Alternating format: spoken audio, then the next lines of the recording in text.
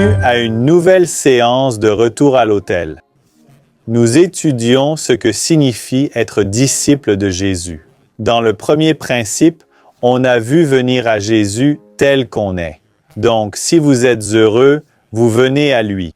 Vous êtes triste, vous venez quand même à lui. Vous êtes en paix totale, vous venez à lui.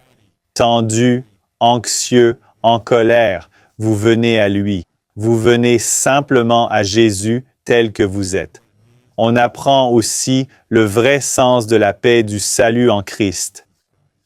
Puissant. Ce premier principe change tout le reste. C'est la base pour être un disciple de Jésus. Je vous invite à ouvrir la Bible à Ésaïe 54. Prions. Dieu du ciel, bénis ta parole, je te prie. Que ton esprit nous inonde comme la pluie. Au nom de Jésus, Amen.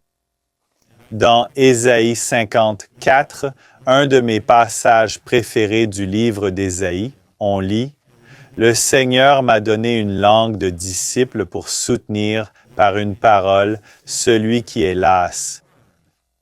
Il me réveille chaque matin, il éveille mon oreille pour que j'écoute comme un disciple. » Qui parle au verset 4? Est-ce le prophète Ésaïe? Est-ce quelqu'un d'autre? Qui parle? Longtemps, j'ai cru que c'était Ésaïe, étant l'auteur du livre. Mais au verset 6, on lit « J'ai livré mon dos à ceux qui me frappaient et mes joues à ceux qui m'arrachaient la barbe. Je n'ai pas dérobé mon visage aux outrages et aux crachats. » Voilà un indice. Qui est-ce qui parle au verset 4? Bien sûr, c'est Jésus. C'est une prophétie messianique. C'est Jésus qui témoigne comment Dieu le Père interagirait avec lui sur terre. Jésus dit, en pointant vers l'avant, « Il va me réveiller chaque matin.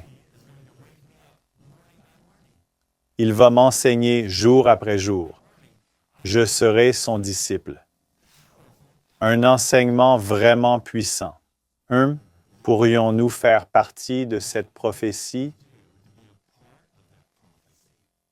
Et si Dieu vous réveillait chaque matin comme Jésus?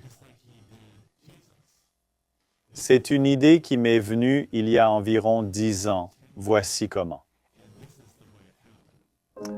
Un jour, j'étais au sommet d'un immeuble très, très haut. C'était un hôtel où je donnais une conférence internationale sur l'éducation des enfants. Je réalisais alors que je devais prier quotidiennement pour le Saint-Esprit. J'ai donc invité tous ceux que j'entraînais tôt le matin à me rejoindre au lever du soleil pour prier pour le Saint-Esprit. Je ne savais pas si quelqu'un viendrait. Je suis monté tôt le matin et des gens de plusieurs pays sont venus. J'ai fait une courte et belle méditation sur le Saint-Esprit. Puis j'ai dit, « Dispersons-nous sur le toit, regardons la ville et prions pour le Saint-Esprit. » J'ai commencé à prier. J'ai terminé ma prière courte et bien ordonnée. Juste avant de finir, les yeux fermés, j'ai entendu des pleurs. J'ai ouvert les yeux et voilà cette petite dame d'un pays lointain, très différent du mien. Des larmes coulaient sur ses joues. Je me suis dit, qu'est-ce que c'est? Le lendemain, j'ai revu la même chose. Des gens priaient sur le toit pour le Saint-Esprit en pleurant. Quelques matins plus tard, elle pleurait encore. Ses petits bras tendus vers le ciel, comme si elle implorait la promesse du Saint-Esprit pour son cœur. Sa prière était si passionnée, je me demandais ce qui la touchait tant.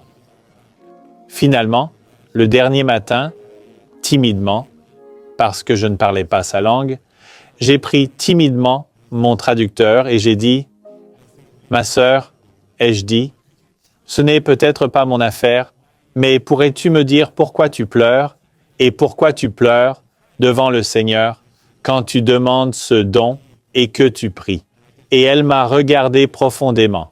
Et j'ai pu voir qu'elle essayait de comprendre comment elle pourrait expliquer son expérience à quelqu'un comme moi, qui n'est pas de sa culture, pas de sa partie du monde, pas de son style.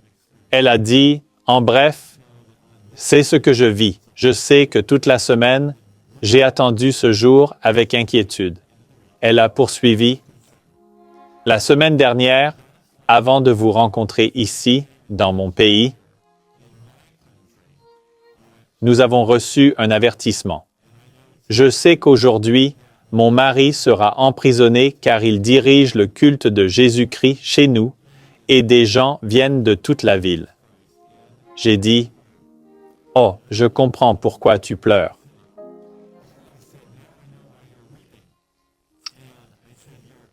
Tu pleures car ton mari va en prison et tu ne sais pas quand tu le reverras.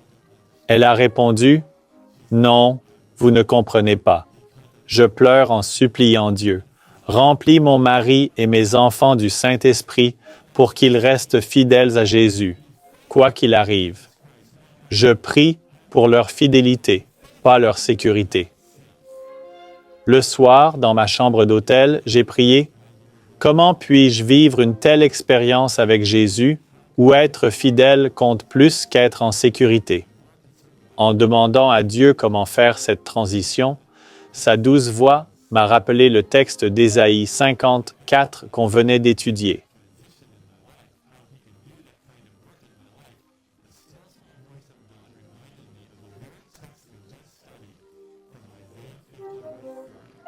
J'ai relu ce texte et réalisé que ce Dieu qui réveillait Jésus chaque matin pouvait faire de même pour moi.